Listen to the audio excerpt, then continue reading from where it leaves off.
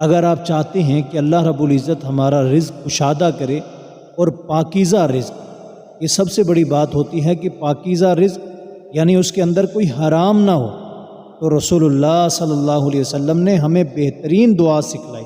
3 چیزوں کے بارے میں اللہ کے نبی علیہ السلام نے اللہ رب العزت سے سوال کیا۔ سنن ابن ماجہ کے اندر روایت موجود ہے، روایت نمبر 925، حسن درجے کی روایت ہے۔ ام سلمہ رضی اللہ تعالی عنہ اس کی راویہ ہیں۔ کیا کہتی ہیں کہ رسول اللہ صلی اللہ علیہ وسلم جب فجر کی نماز سے سلام پھیر لیتے تو اللہ کے رسول صلی اللہ علیہ وسلم یہ الفاظ پڑھتے، یعنی اس کے بعد یہ دعا پڑھتے۔ وہ دعا کیا تھی؟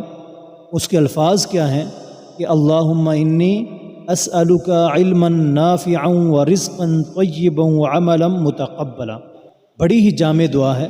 اس کا ترجمہ کیا ہے کہ رسول اللہ صلی اللہ علیہ وسلم اللہ رب العزت سے سوال کرتے کہ اللہم انی اسألک علما نافعا، اے اللہ میں تجھ سے سوال کرتا ہوں ایسے علم کا کہ جو نفع بخش ہو، جو نفع بخش علم ہو، یعنی کہ علم النافع کا سوال اللہ رب العزت سے رسول اللہ صلی اللہ علیہ وسلم کرتے۔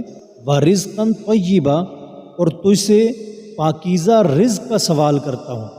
وَعَمَلًا مُتَقَبَّلًا، اور قبول ہونے والے عمل کا تجھ سے سوال کرتا ہوں۔ یہ بڑی ہی جامع دعا رسول اللہ صلی اللہ علیہ وسلم نے ہمیں سکھلا دی۔ تو ہمیں کیا چاہیے کہ نبی علیہ السلام کی تعلیمات کے اوپر عمل پیرا ہوتے ہوئے نماز فجر کے بعد ہمیشہ اس دعا کا اہتمام کرنا چاہیے۔